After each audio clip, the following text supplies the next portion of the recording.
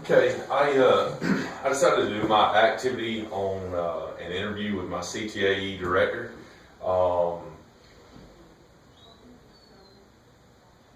Dave, if you want to just introduce yourself and tell a little bit about our school. All right. My name is Dave Rosser. I'm the principal and the CTAE director here at Eccles County High School. Eccles County is alongside the border of Lowndes County in South Georgia, north of the Florida border. And to our east, we have the Okefenokee Swamp. We're a very rural community. Most of our citizens are either leaving the county for work or they are involved in agricultural activities and farming. We have a pretty high poverty rate in the county. According to the 2010 census, we have about 40% children living in poverty. We have approximately 800 students school-wide. In the high school, we have about 215 kids, and there's about 30% are Hispanic, 64% white, 1% black would make up the student body. So that gives you an idea of the kind of students that we have. We have great kids though, and they work hard and want to do their best when given the opportunity. Probably want to bump that up. Or just turn it on. Well, now we've talked a little bit about where you and I teach. Could and just knowing from that CTAE probably is pretty important. Could you tell me a little bit about what you believe is the purpose of CTAE? I believe CTAE gives our kids some real life experiences and opportunities to have more than just an elective as part of their day, but to have as part of their day a connection to what might be coming next for them. And for a lot of them, it gives them a chance to investigate different job opportunities and different career opportunities, so that they can kind of see what it is that they're going to want to do every day for the rest of their lives without having to commit. So I think it provides that hands-on, it provides a good practical experience, but for some of them it can also provide it could be the trigger, that shows them a whole new way of learning or a whole new opportunity, something they didn't think of. And it also can be something that helps keep them, involved in school or staying in school, because it's not just what they've come to maybe not like about school. It's a little bit more interesting to them. Right. Well, I was also going to ask you, how do you believe that the curriculum that CTAE teaches differs from that of your academic teachers? I believe it differs. You could go back to, say, that when Georgia switched over to the Georgia Performance Standards and from the QCCs, and I would say that the area that had the least change would have been the career tech classes, because they already were performance-based. And so I think a major way that they differ is they naturally have performance opportunities all throughout the curriculum. And our academic classes have to really work at that and create those simulations or those real-life connections, and have to work at that every day, every lesson. A career and technical class, that is the basis for their class, is the everyday connection. So it's already naturally part of the curriculum. Right. And I know that differentiation is something that we're seeing a lot of emphasis on now, and I know I believe that differentiation plays well into the CTAE setup. Do you agree with that, or? Yeah, I think it does in the sense that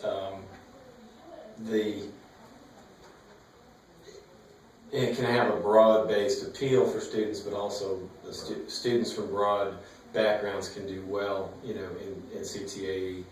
It can level the playing field for them. But I think on the differentiation side, that instructor could have the ability to make those kind of differentiation accommodations or changes in their curriculum a little bit easier than in some of the academic classes. Well, being a small school, and I think this is unique for us. Can you describe some of the issues concerning curriculum planning? Well, being that we're small, we have to be careful we don't get stuck in ruts, and so then we have to look at potentially changing a program or adding a program. And when you're small, you're doing that on a smaller scale or a smaller budget. You know, for instance, here we have on staff full-time 2 ag teachers, which is a lot for us, and that's actually new from within the last 6 or 7 years. We have 1 business ed teacher, 1 culinary arts, and then a portion of someone's day of work-based learning.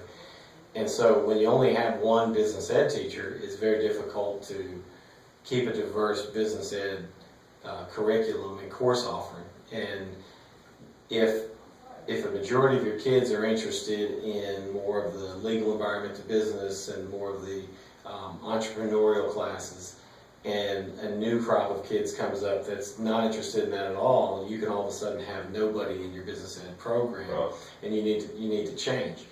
And when you begin to need to change, you have to look at the cost that might be involved in changing some of those courses and the teacher's ability to teach that. If students want to really get into programming or some of the other gaming, that's become the big buzz in some of the business ed. Our teacher may not be able to do that, nor may we have the money to do that. So that's a concern. And then you also have to worry about working with your technology director to make sure that if there's needs that those students have that the rest of your students can't have, like rights for technology access, Right. and you have to work on getting that approved as well. So that's a challenge because you can't just do that overnight. In a regular class, it might cost you $3,000 in our case to add a new course just because of textbooks.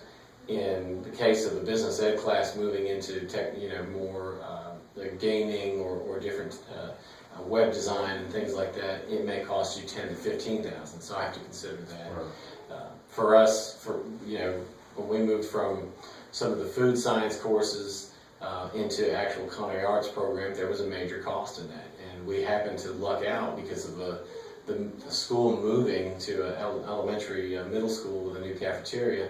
They left behind a facility we could use for culinary arts, and now we have a culinary arts program. We probably wouldn't have been possible to do that prior to us moving to the new school. Right. So those are some of the challenges, just the economics of it, and the fact that you can only be so diverse with 1 or 2 teachers max Right. in your program. Absolutely. Well, I know that you've touched on, we have 2 ag teachers, we have a business department, we have culinary arts, and but I wanted to ask you, how do you provide more opportunities than that for our students? Well, what we've done with the invention of pathways from the state level, we've looked at what courses would achieve those pathways, and so we want to try to increase the number of pathways we offer. And on the backs of 3 teachers, or 4 in this case, it's just not very possible to get too many pathways. So when the legislature changed the rules for